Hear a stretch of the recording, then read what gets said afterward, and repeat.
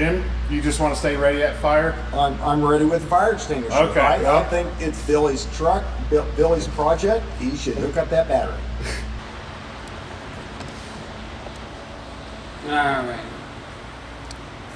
12 volt. Oh my God!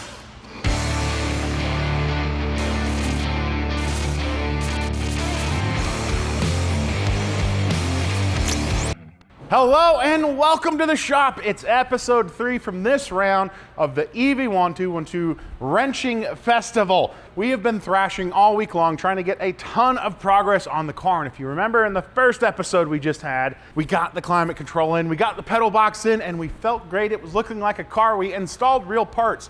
Then I realized I forgot something. It's the wiring harness. So we need to get this installed, which means I need to take all of that out. But before we install the wiring harness, we had some advice from some engineers, and we all kind of agree with it. We should make sure that it actually works before we make it hard to access and work on. But if you also remember, after our last GM trip, our wiring harnesses were different. We learned that a Gen 2 EV1 has drastically different front wiring harnesses, which happened to be the worst condition wiring harnesses we had. So, in this episode, I have got to clean and salvage those front wiring harnesses, get those connections good.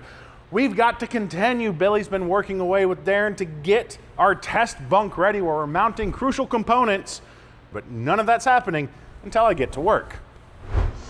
All right, so we are getting ready to work on the wiring harness corrosion. These harnesses in the back of the car, we have duplicates of. Those were the same from 159. We have the Gen 2 front harnesses, which aren't the same, which means we've got to clean our Gen 1s. But before we attack the corrosion on the non-duplicate harnesses, we're going to try a little bit on our duplicate harness. So if we look here, this is a green and fuzzy connector. We want to give that a shot. We're going to see what happens going up to the defroster. So in here, I have my high vinegar concentration container inside. All of the vibrations are going to go right through it, so I can take this, set this down in. That's going to hold us stable, and then we'll fire this up and run it. I'm not going to film that because anyone who's heard the ultrasonic cleaner, it's miserable, hurts the ears. So we're going to fire this up without you guys hearing audio.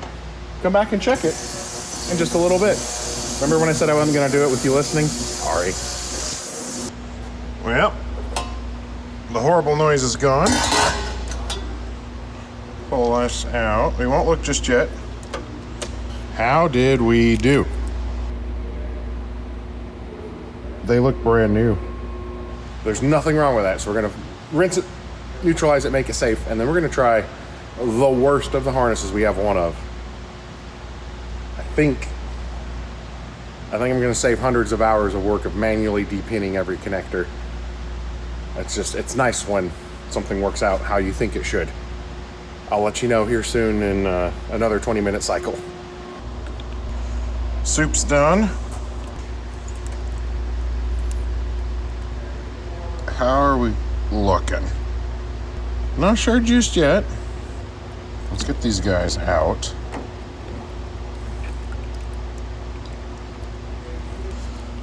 Let me look. I will say this. That is definitely getting dirty. That doesn't get dirty just magically. That's pretty encouraging. Let's take a look at this one. This was the bad boy, and that looks amazing. This one loose connector that got depinned that we need to repin, that is a clean connector. And aside from a really obnoxious noise, it takes almost no effort. Yes. Listen, stripping a whole harness, rewrapping it, that's a lot of work. Not having to pull every pin and clean it, you have no idea how wonderful that is. So by utilizing the 2 cups inside the ultrasonic cleaner, I'm able to cut my cleaning time in half. One has the vinegar in it, and the second has distilled water with baking soda to neutralize the acids of the vinegar. I begin the process of cleaning all the various pins and connectors on V212's original wiring harness. It's loud, obnoxious, and a very tedious process, so we're not going to show you all of it. But using the ultrasonic cleaner saves me a ton of time and effort. Literally hours and hours and days. I would have to take apart every single connector to get them this clean. Science. Oh, and check that out. What's that? Chris Trexler. He signed that, but no one can hear it anymore.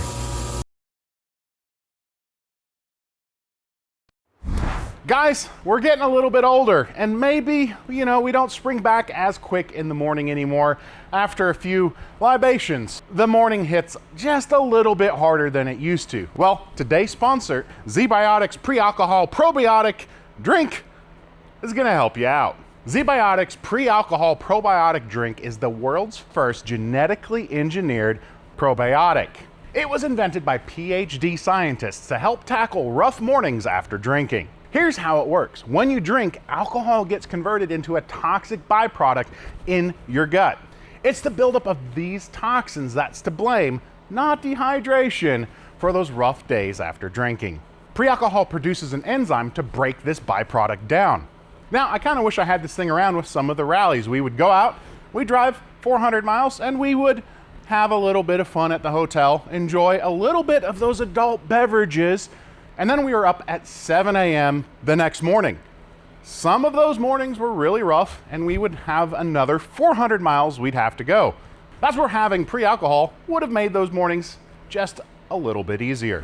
July is packed with plenty of barbecues, boat nights, hanging out with friends, and celebrations. But make sure you don't let those nighttime celebrations and libations turn into a groggy morning. You need to go ahead and head on over to zbiotics.com/questionable and use code questionable during checkout. You're gonna save 15%. zbiotic.com/questionable. Use code questionable during checkout. You're gonna save 15%. Get yourself a little bit of pre-alcohol, make that celebration a little bit more fun, do it responsibly, and get on with life the next morning. It's time to start plugging a lot of things in. We've got junction boxes. After I ran that ultrasonic for about 9 hours over the past 2.5 days. There's a reason why there's not a lot of audio from the past couple days. That's for both Dwayne and your ears. But I'm gonna pull that harness. We're gonna start plugging everything in. Then we need to start digging through wiring harnesses to figure out the extent that we need to put it together, because we're going to try to 12 volt first without an high voltage connected. See what happens there. And I just want to shout out this pedal here. It was a couple of years ago on the GM EV1 Facebook page, somebody was offering up a Gen 2 PIM cover for sale in Portland. So I was like, oh yeah, totally, I'll buy that. So I bought it, and when he delivered it to me, he also brought me this pedal, and he goes, oh, I had some other stuff. This is I think a pedal from an EV1. And he gave it to me as well as with some brackets that had 2700 numbers on them. Which is kind of nice to have that pedal because yours crunches. Oh yeah. Remember how green and fuzzy these were, Darren? No more green fuzz. This one was the real bad one. No we're at Statue deep of in. Liberty? Like, Oh yeah, we gotta put that guy back in. yeah, I have to confirm which one it goes to.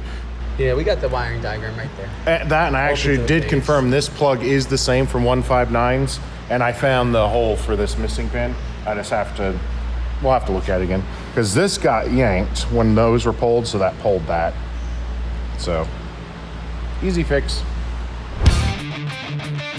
And now with all of our wiring harness connectors serviceable and ready to go, it's time to start building our full test buck.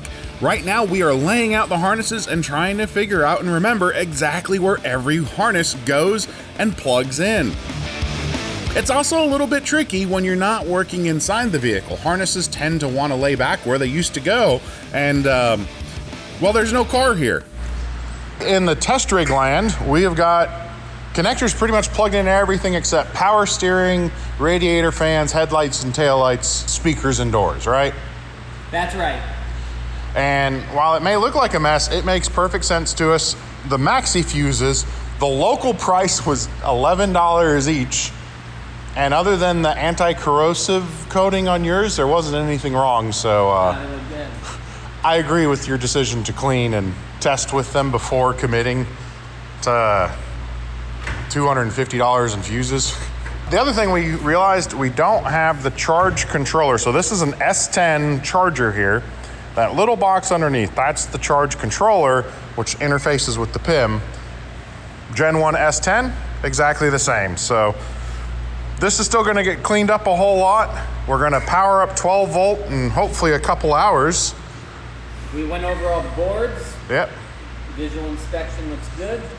So we're gonna give this 12 volt, and if it's happy, then we'll really see. The run shift is the problem we gotta work through, but we'll get it figured out. Yeah, let's not blow anything up. Or if we do, just make sure it's replaceable and we're not hurt. But Safety glasses. we could put a hole in the ceiling. That would be pretty exciting.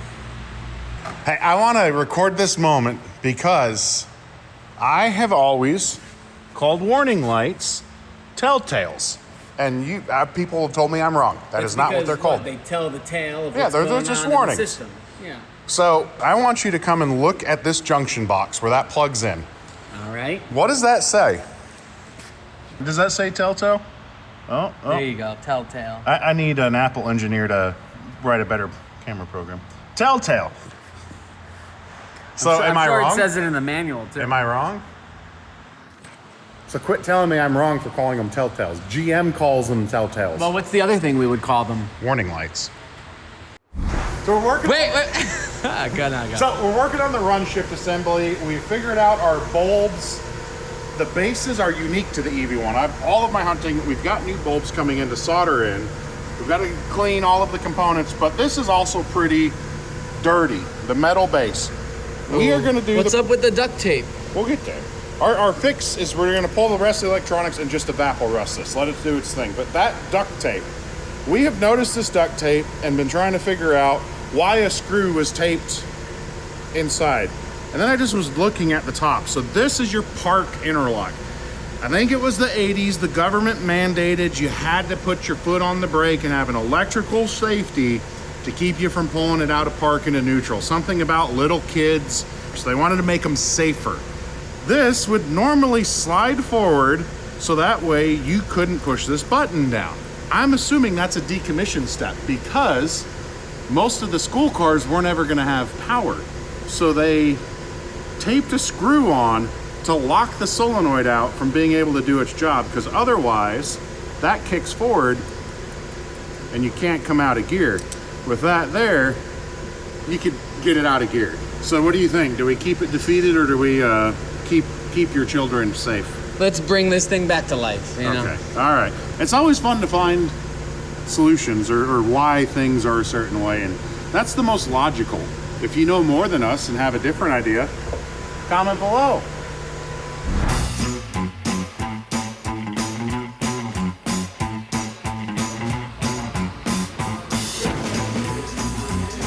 We got Jim Ryan here helping us out with the soldering.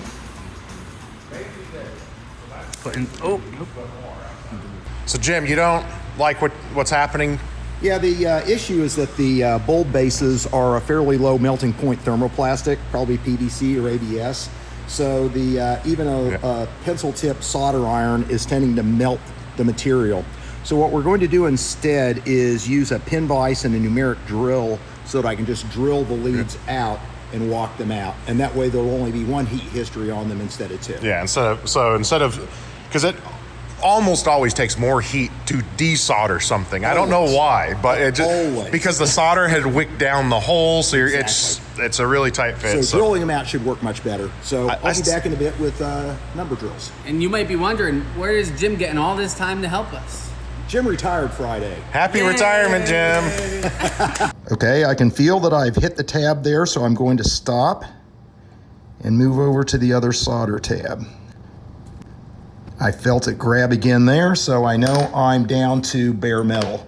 So now I'm going to drop down to a 3/4 millimeter drill, and I can feel that biting. I definitely am through the solder pad. I'm going to switch the other one. I feel that one biting as well. In fact, if you look here, the solder has now released from the tab, which is kind of a nice thing. There we go. And there's the other side. Now all the solder is cleared off, and I should just be able to push the electrodes out. And there they go, it's now released. And there goes the bulb. There is one socket cleaned out and ready for a new bulb. Now I should be able to just lead the bulb leads through, and now I can spread them out and be ready to solder. So here's the socket with the bulb leads trimmed. This is now ready to install. So this is the part of the day, our last day. We've got like 8 jobs and we're trying to get them all done. One big one was the run shift assembly. Yeah, we're cleaning that now. We had the base, which was all rusty, sitting overnight. Yeah, it was completely rusted, and I put it in the Evaporust. Whoa! It's like shiny. That was pretty much solid rust. Are you kidding me? No agitation. The sticker's still there. Holy cow. Wow. That's a cheat code, isn't it?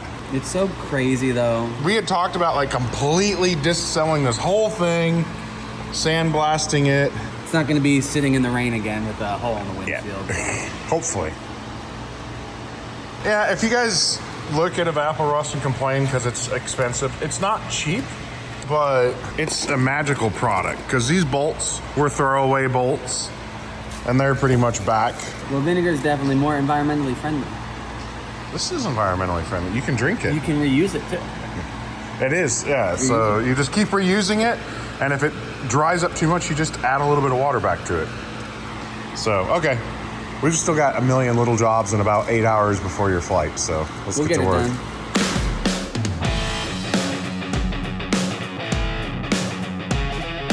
One of the last things we need to start the car is its keypad, and that's attached to the run shift assembly. Now, previously we had taken it all apart to get the circuit boards clean, to get the corrosion off the metal and make it look like new. And it's time to finally put that all back together, including the bulbs Jim had just fixed for us.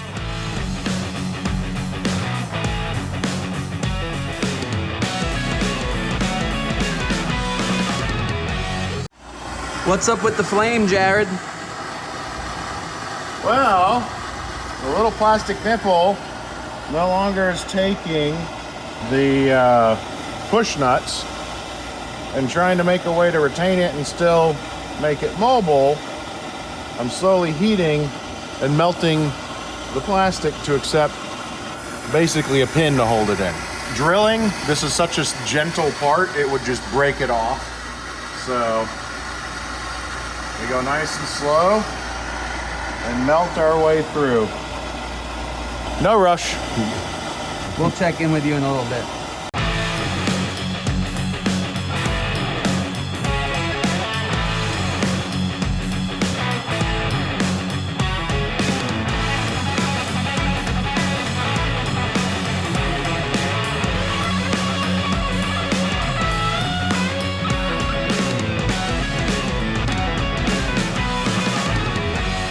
The RSA/CCU is together. The knob still needs a little bit of cleaning. You can see exactly where the previous owner gripped it a lot. Ammo NYC, where you at? But you had that. Where's the picture pulled up again? Look how amazing this thing is. You saw the excellent work Jim did getting the light bulbs replaced for us. Yeah. Ta-da! That's a good change. Thank you, Jared. So let's go. This is the last piece. And thank you, Evaporust. Yeah, that's true. Not a sponsor, but go ahead and throw us some money. This is it. We plug this in and then we take and connect a 12-volt battery. What do you think? Seems like we're gonna be experiencing an EV1 startup here shortly. You're gonna have to guess the code though. I gotta go do some research. Well, I ran for a fizzy bubbly drink, and Billy wanted to take one more look at the PIM. I've not actually seen the lid off of it, but make sure everything was good. These are your high voltage capacitors. Any 90s electronic, those swell and go bad. These are in really good shape. They will still be replaced, but our test run is with zero load. They look really good. We found one rocker switch. This little guy here. That is a switch the engineers very deliberately said, never ever put high voltage to this thing without the lid on because of this little switch. Basically, they said, I won't repeat their exact words, but if we tried to energize the car with the lid off and the switch not activated, we would blow a lot of poo up. You don't want to be near it. They're a rocket ship. Yeah. Like they can physically and literally blow out, plus it will be a blinding flash. It will explode material around. It's a very bad day to blow a 400 volt cap. And then this is the power control module. Yep. And that's what all of the EV1s were removed. So this is the S10 one you guys installed. You and Declan installed, right? I installed it. Okay, and the ribbon cables. And I also swapped this out from an S10 as well because it was all ripped, as you said. Yeah, they cut them. So that's the thing where we're anticipating when we do finally get everything woken up, it will spin backwards. So we have to hopefully be able to put EV1 software in this. And you, thankfully, because of your obsession with these car bearer EVs, have just about every piece of electronic we need to successfully do that. Yep, so. I got my Dell PC piece of shit. You can't say that. Piece of poo. It's on YouTube. We're being friendly. Who likes Windows? If you can't tell, this is 100% the first attempt of hooking a battery up. We have no clue what's going to happen. This is the first time. This is just 12 volt. We've got an angle close for lights. Billy's ready with the code. Jim is ready with the correct, wait. Oh, Billy's got his on, Darren. I'll put a pair on here shortly. Now, also before I bring the battery in, there is no high voltage, correct? That's correct. We've got no high voltage. Is there any objection to the 12 volt rating? Darren or Jim, you're not. The way we're set up, we have mimicked every ground to the best of our ability. We have gone through this. So I asked, did anyone want to connect the battery, or it's not as a, I don't want response. I would love to, but I didn't know if anyone else wanted. After the failure at the crate opening, I don't think I should lose it. I'm happy to bolt it. I just didn't, Billy, I didn't know if you want, you were putting the code in and trying to turn it on. There is 80% chance we can't turn it on, but we don't know until we try this. Jim, you just want to stay ready at fire? I'm ready with the fire extinguisher. Okay. I think it's Billy's truck, Billy's project. He should hook up that battery. I'll do it. All right, it's behind you. Nothing's blowing up. All right, that means I can bring you guys back in hand. So what I envision, set your battery basically right there. All right, so this is positive. Just jokes.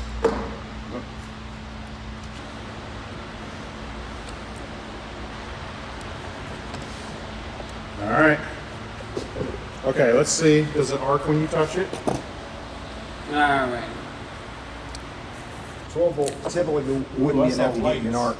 It did give us a little spark when it connected. I mean, you gave it 12 volts. Oh, I got lights here. Yeah, it lit up the Prindle. Valid code. Oh my God! It's on! 28,832 miles. Billy! Let's. Oh. Wait. Hit the flasher. The pedestrian horns? Let's go. It's Darren. We have a working EV1. Sort of. We can't. Wait, no. We might be. Wait, Billy. I have to push. Where's the brake switch? Here, Darren. Hold my chute. One, the code worked. No, it was all ones. It was all ones. Yeah. It's a security light blinking. There you go. The brake lights are on. Nothing. Push. Oh, that's the one that might be because the brake lights are turning on. There we go. Okay. It may not because of the high voltage battery not even being connected. That's reverse. Okay, we don't have happy horns yet. But look, you got brake lights. What do you think, Jim? What do you got to say? I am stunned. I thought maybe some of it would work. I couldn't imagine everything just lighting up like it was 30 years ago. That's my expectations were pretty opposite of this. I'm like, man, it seems like there's gonna be a lot of. Well, I'm things glad it to worked if figure we want to out. hit that date over there. You guys are kicking it. You guys have done a great job. This is incredibly successful. Like, we can't put it in the car yet because we still have to test the high voltage. Still need a battery. I can't believe it. We are not testing the high voltage right. We have a process that we're going to do, but two reasons we're not doing it now. We learned the battery interface between an EV1 and an S10 is different. Number two, thank you for the comments. You were right. I was a little cavalier with my wrenches when we were putting the S10 battery pack back together. There's a couple things we're going to get to protect us a little bit better that aren't here yet. Turns out when you're a giant, it's harder to get certain PPE. But that's coming really soon where we're going to spin this motor. Wait, try to turn your radio on. We don't have any speakers though, but it's on. But so that's coming really soon where we're going to test that, and then it's time to start putting it in the car. And I feel like this is the perfect momentous occasion to introduce our third guest, who there's a few names in the EV1 world, but this is one to the top that Billy was over the moon with. When I had bought this car, I reached out to the president of my EV association in Silicon Valley, Jerry Pohorsky, and I had asked him to send an email out to the EV1 owners email list. And I got some replies, and one reply in particular was from a gentleman named Chris Trexler, who drove his EV1 in May of 1998 from Los Angeles all the way to the General Motors headquarters in Detroit. Chris Trexler got a musical send-off as he set out to become the first driver to go cross-country in an electric car. Trexler is a Hollywood film editor who got his EV1 a year and a half ago. He dreamed up the trip to show the world the long-range versatility of an electric car.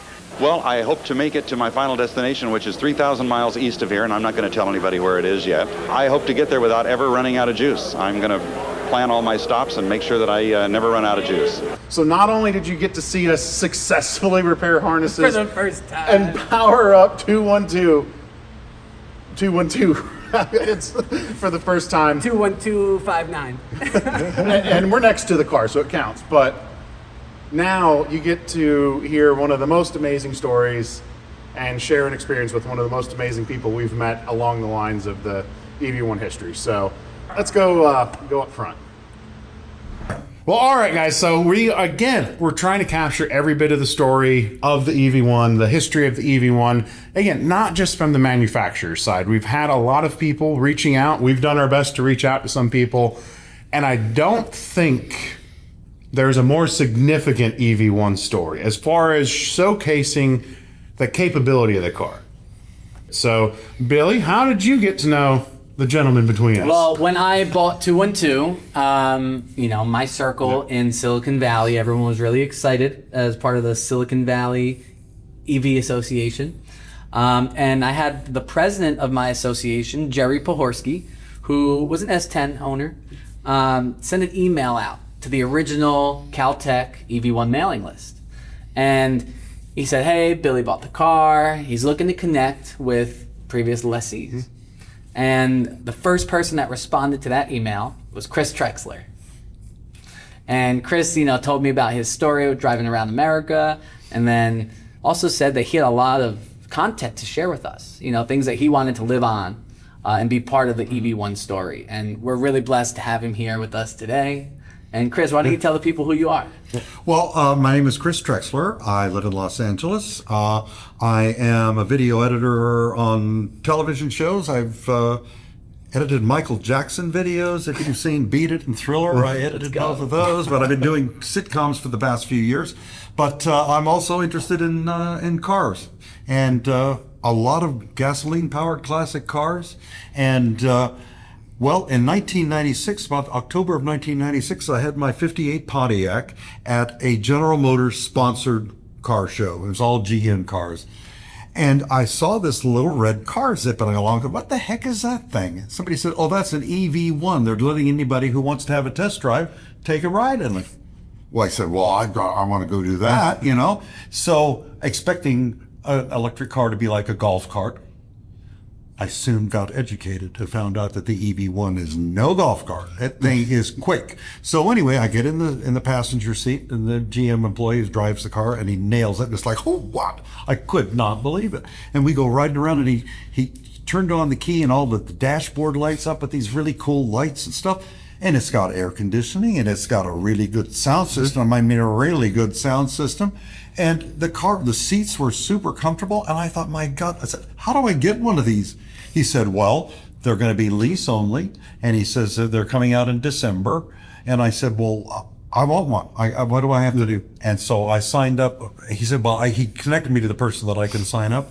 And on December 5th, 1996, the first day they delivered EV1s in Los Angeles, I got serial number 99. And I loved that little car, never had one problem with it. I mean, I just couldn't believe how reliable it was. And as you guys will find out when you get your car running, the motor makes a sound that is so endearing. It's just kind of like, ooh.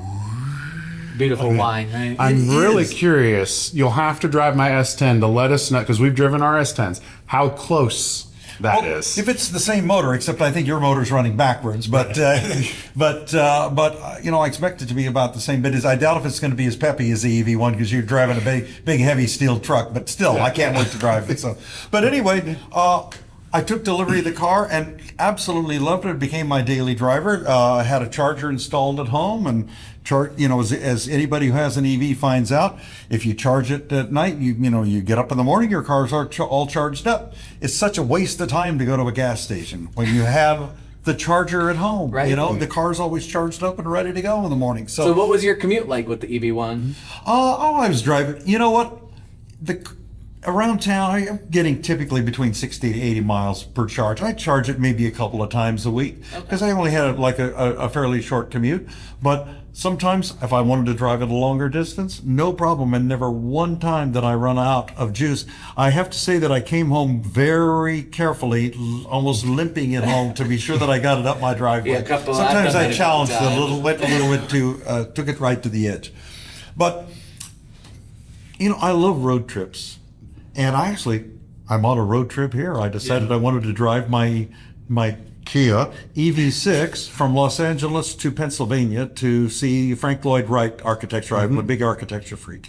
I want to see falling water. And so I thought, well, gosh, it'd be kind of neat if there's any way that you'd allow me to come and see your restoration project. So I thank you guys for letting me stop by and see it. But so anyway, in 1998, since I love road trips, I thought, gosh, I wonder what it would be like to drive an EV1 across the country. How would you charge it? There's no charging infrastructure. No. And so I took the charger that was mounted to the wall of my garage, and I put wheels on it and a handle on it, and it was hardwired, but I put a cord so that I could plug it in. And I planned this trip, and I drove up. I wanted to drive all the way to the factory where it was built in Michigan at the Lansing Craft Center. Wow. And I planned this trip out very meticulously, keeping in mind mountains in Arizona and all that. And I worked with utility companies all across the country to help me arrange the charging stops. And I drove my car. That's why I called this thing Charge Across America. And In 1998, nobody was blogging, but I did. I was taking pictures, and every night at a motel, I would use a dial-up modem, and I would upload my little daily diary. And by the way, if you want to see it, it's still on my caneoftheroad.net website. It's still there. I archived it. Yep. And you can follow me going across the country in my EV1. And so at the end of my trip, I ended up releasing the car. General Motors allowed us, those of us who had the cars, and just about everybody who had one, because anybody who had an EV1 loved the car. If you've talked to anybody else who ever leased one, it was just like this love affair that you had with this car, you know? And unfortunately, the program ended in 2003, and General Motors decided to take the cars back. And sadly, most of them were crushed. Obviously, there were some that weren't, as the one you have. Yep. And General Motors graciously offered to donate my car to the Peterson Auto Museum in Los Angeles, where it is on permanent display and looks like a brand new car. So I was going to ask if you knew what happened with yours. So Yeah. the Peterson's close to you, right? yeah, 5 minutes from my house. Yeah. So That's the first EV1 I ever saw in person. really. Yep, at the Peterson. Wow. So maybe that kind of got you interested in having one, but I'm sure you never thought you'd be able to buy one. I'd wanted one since I was 12, but Wow. I never thought I could buy Well, one. nobody in the world has a privately titled EV1 except for you, and I'm kind of jealous, but maybe you'll let me drive it someday, I hope. You and a lot more people. Okay, great. As Billy's coined it and told Mark, it's the EV1 for the people. So it, allowing me to share, giving us the platform for people to come share their stories and just see a car that was never meant to be shared this much. And Well, I can just tell you that we called it the EV1 smile. Yeah. Is when you would drive down the street and people would look because it's such an unusual looking car. And then, I would be at a stoplight and I would just put my foot on the floor and just nail it and burn rubber. People go, oh my God. Because in the 1990s, people thought an electric car would be like a golf cart. Yeah. They didn't have any idea that it could have that much power and be as reliable as it is. And, I'm absolutely thrilled that I was lucky enough to have one. And I'm really happy for you that you have one. So, Well, thank you. When it's ready, let me know. So when you were driving across America, was there anything memorable on that trip? Well, so a friend of mine said, I want to make you famous. I said, really? Why is that? And he says, because nobody's ever driven an electric car across the country. You'll be the very first person to ever drive an EV across the country. And he worked for a PR firm and he created this press release, and I was sort of slightly ahead of 15 minutes of fame. I was on the TV several times and on the front pages of newspapers. I was traveling across the country, and the word got out. All these public utilities were telling school children about it, and there's busloads of school kids coming to see their first electric car. come see the EV1 coming they to town. did. Yeah, right. And then I did a lot of Route 66 stuff along the way because I'm kind of a Route 66 guy. And I took a lot of pictures and I recreated some of those same photos on the trip that I've been taking here That's to awesome. LCU. So like I got my picture at the Grand Canyon and, so. Dwayne will flash it up for the people here. As I was driving across the country, General Motors couldn't stop me from doing this trip because there was nothing in the lease that said I couldn't do it. But they were concerned because there's nobody who knew how to work on the EV1 outside of Southern California. I mean, I think I also had them in San Francisco, but in the Phoenix area. And Phoenix. Outside of that, nobody knows how to work on this car. What if it breaks down? And I said, I got more faith in your car than you do. That car is going to make it across the country. I'm never going to run out of juice. There's not going to be any bad publicity. And that was on the original white Delco battery. The Delco batteries, The yes. bad batteries. And I was getting sometimes over 100 miles on a charge because the batteries were warm from, as you keep charging and driving all day long, the batteries got warmed up. Well, those batteries like to be hot, so you got more range out of them. Well, so one day I got a call from somebody at General Motors said, would you consider changing the end of your trip to come to the GM headquarters in Detroit? We'd like to have a media ceremony for you because this has gone way better than we ever could have dreamed. The publicity we have gotten off of this is just amazing, and we're really grateful. We'd like to have a finish line ceremony. So yes, they did. And, you know, I drove through this big tape, and the CNBC was there and did a story about me. And so, you know, I got to say, it was the adventure of a lifetime. And, you know, I love driving across America because there's so many different cultures and different types of food, and people think differently. And it's road trips are awesome. And that was this EV road trip that I've done just was a great reminder of how amazing that one was. It was a little bit more challenging to charge every 80 miles or so, but, you know, it was a fun adventure. And I got to share what I thought was the car of the future, you know, with the... And it took it a while. It stumbled, but it's kind of come back around to show that the electric, you know, GM is back behind it. That it really is kind of car of the future. You couldn't hear it coming, but it was. Right. That should be an advertising slogan. And they called it the car of the future today. Yeah. Well, so I came bearing gifts, a little bit of show and tell here. So, you know, this is the original cup holder. Original, Yeah. it has a part number underneath, right? It does. Two It does. seven You set it zero. out. And I have two of these, so you probably already have one, but I have two more. But here's the problem with the design of this cup holder. If you put your coffee cup in here, it's not tall enough and the cups will fall. Yeah. yeah. Well, and it is perfectly flat. It sits perfectly flat. So even bottle of water. Right. Like Oh, yeah. the moment you punch it, because Try it's the doing that in EV1, this one. Much better. Yeah. Much So- better. with the cutout for the mug. There was a gentleman named Lauren Nielsen. It's his name right there. He made these, custom made these for anybody who had an EV1 who wanted to buy one. His price was very reasonable, like the $25. It's made out of wood. So anyway, you have the That one looks original General well Motors. loved. This one's well loved, right? Yeah, You well, use this one. It's probably been charged across the country. Yeah. Too. Yes. Charged across America. So let's see here. I don't know. Do you have one of these? I have not seen a book like that. Okay. Well, actually, just a binder. But this was Okay. this is all the notes and everything about my charge across America. Wow. And this one I'm going to keep. I just But that's like how long you got per charge. right. How long? And you know, That one like in belongs- Amarillo, Texas to Groom, Texas was Yeah. 40 miles, and I need to leave at 10 a.m. and I need to arrive at 11 a.m. and I need to do a full charge. And so this was my That cutoff. belongs with V99 one day. Right. So anyway, sorry. So Amarillo, did you go by the Big Texan? I absolutely. Did you win?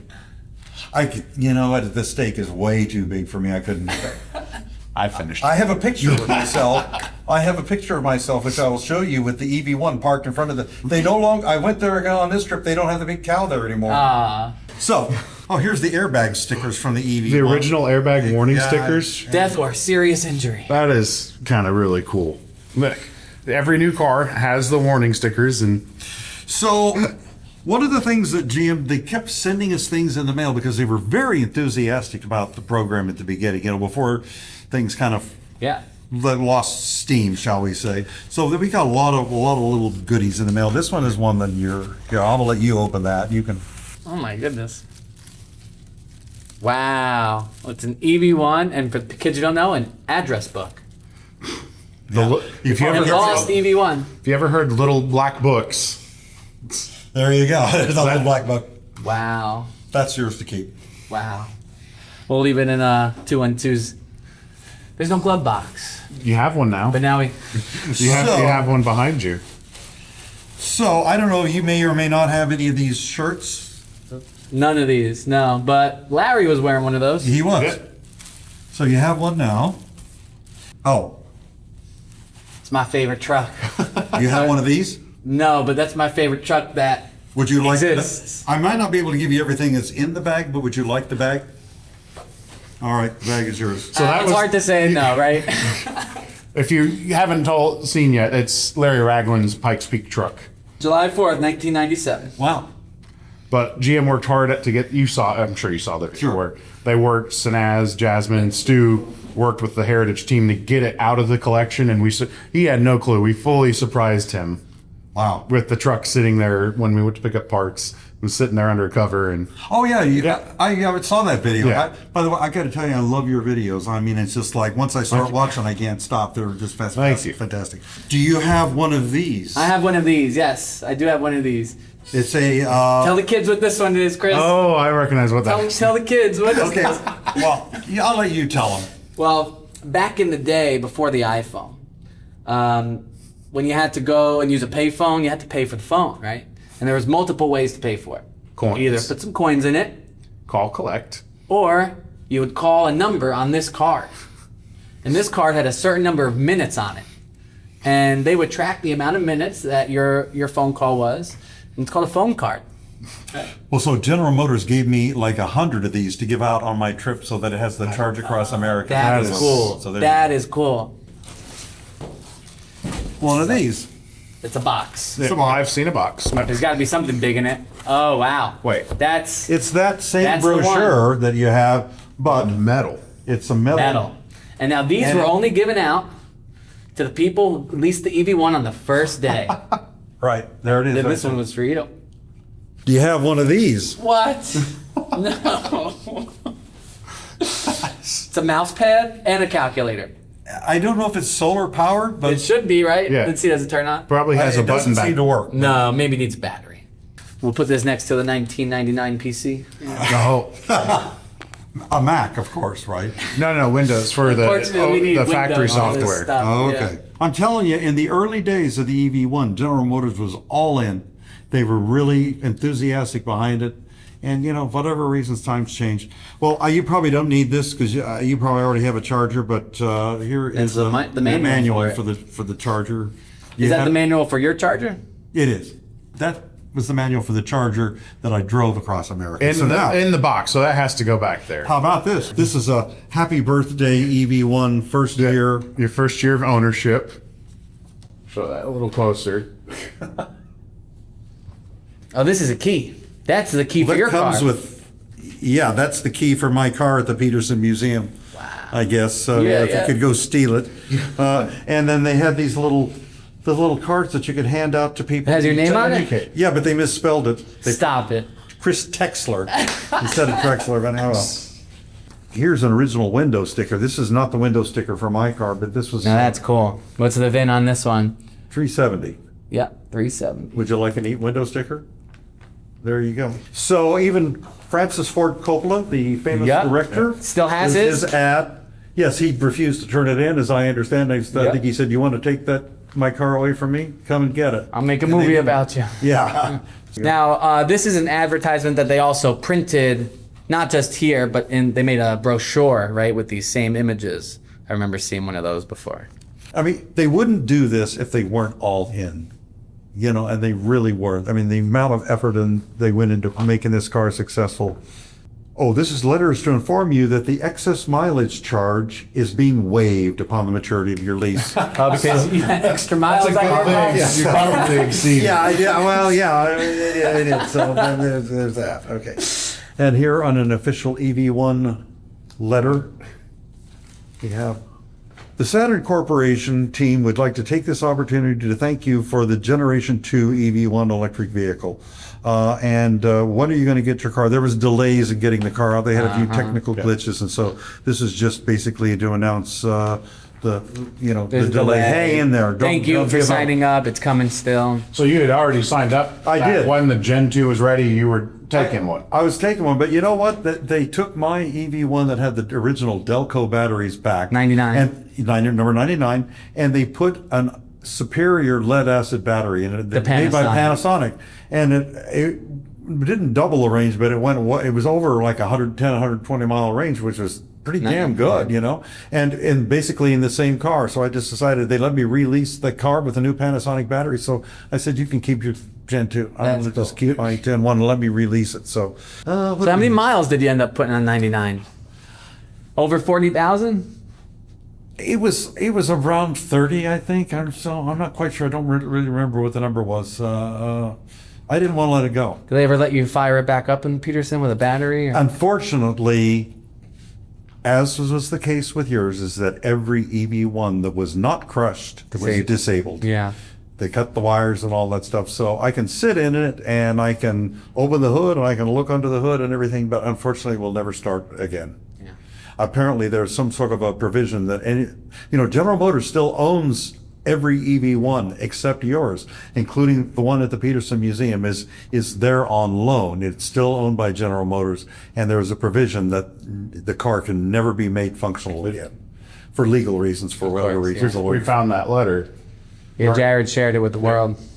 So here's a photo Pictures. of the Magna charging paddles. Yep, this is the large paddle and the small paddle. And the reason for the large and small is? Well, why Well- what was the large small paddle used in? Not in the Large is used in EV1 and S10. Small is used in RAV4. Well, so, a lot of people may not understand what this Magna charge is. If you know how you charge your iPhone, The inductive coil. inductive coil, this is inductive charging. The whole idea of this was they were afraid people would be afraid they could get electrocuted by charging these cars with this 220 volt charger. And in the rain. But this was totally rain proof. It was just there was the inductive charging between the paddle and the charger in the car, and it was a fantastic system. The General Motors was hoping that was going to become the standard, but for whatever reasons, when the EV1 program ended, the efficiency was a little rough on that. right, They lost a little bit of. GM will tow 450 original EV1s into recall. That's about that charging port thing, and this was dated March 3rd, 2000. So if you want that and you're willing to have it, here's another Gen 2 ad. Get the whole thing. What's that The crazy fuel thing? cell. What is that? That's the fuel cell. Oh, The fuel stack for a fuel cell. wow. So I have never The electric seen buses. the Opel fuel cell, but no. So the fuel cell EV1, that's what would have gone in it. Wow. Whoa. Congratulations, Chris Trexler. Won first charge across America. 3,272 miles. That's so cool. Now that's badass. The blue on the bottom, like I know. It's just I was just blown away. Well, you made history. You blew all their minds, and you had fun. All of those things. And I'm telling you, taking a road trip, this is the best. I love road trips, and doing it in an electric car, especially now. People have this opinion, electric cars are impossible to charge, all that. I just got through driving it 3,000 miles, and no problems with charging. All right. Any closing stories? Yeah. You brought a lot of really cool stuff, things that owners only got. You're sharing it with us, but we're going to share it with the world. Well, okay. There's something in the trunk of my Kia that I would like to show you. I just wanted to, we should go take a quick little look. There's one more thing. Okay. One more thing. Let's check it out. Let's go take a look. Whoa. In the original box, this is my Magna charger that I put wheels on it and a handle, and this is the very Magna charger that I drove. A Magna Charger box? I doubt it. Listen, I think This is the original paddle. Yes. Like large paddle, like that's like the skinny paddle. This is as Gen 1 as you could possibly Believe it or not, have. we have a skinny paddle here we can show you. I even have an adapter that I brought for you if you have Oh, the yeah. small. For the small. But anyway, I don't think anybody else probably saved the box, but I saved the box in my garage. If you have a box, let us know. I've never seen a picture of a box. No. So I don't know. Would you like to have it? I would love to look at it. So here's the thing. Yeah.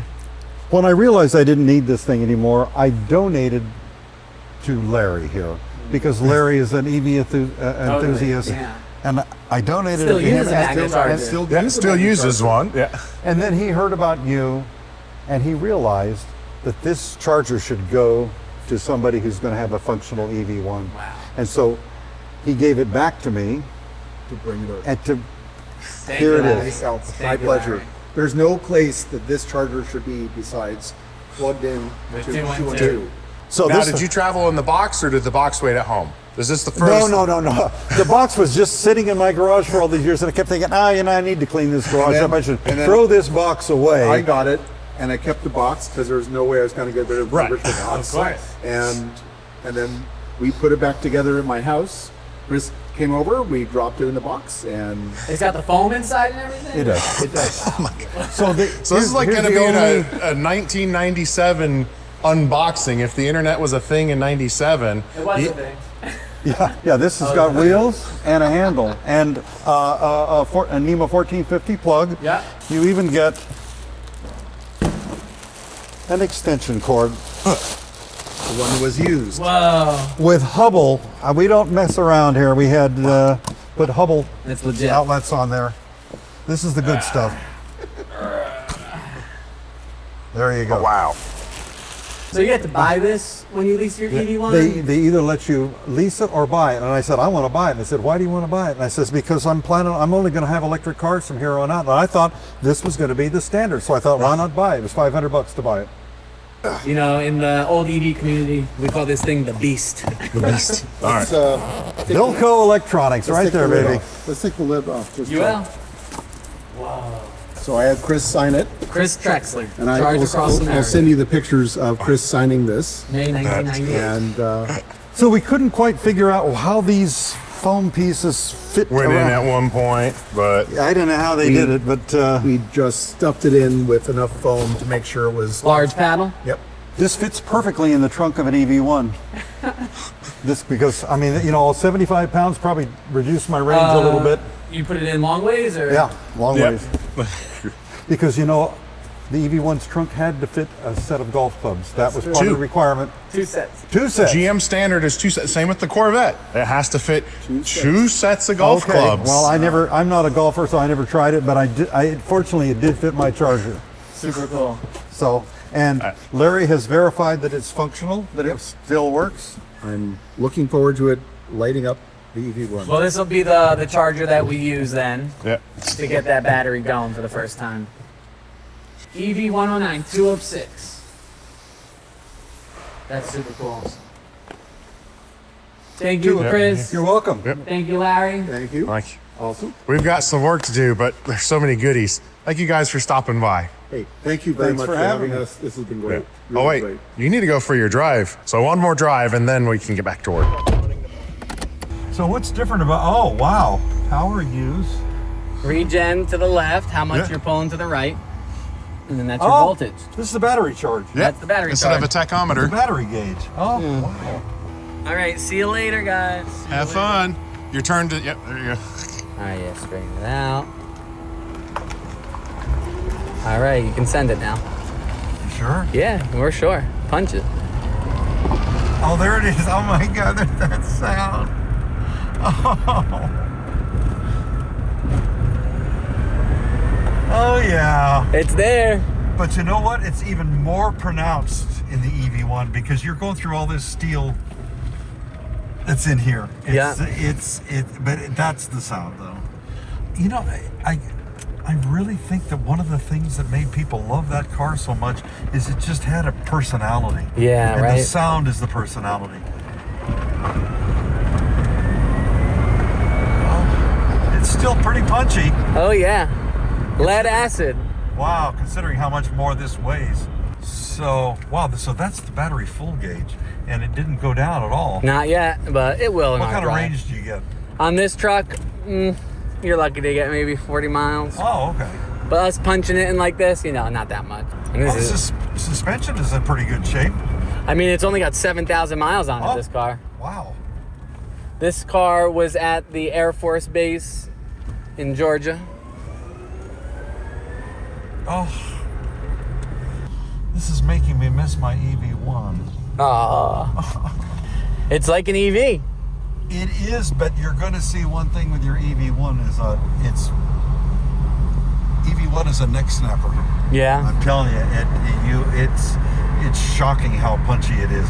You know, the initial punch is really impressive, and then you know it kind of backs off. Okay, here we go. Let's get.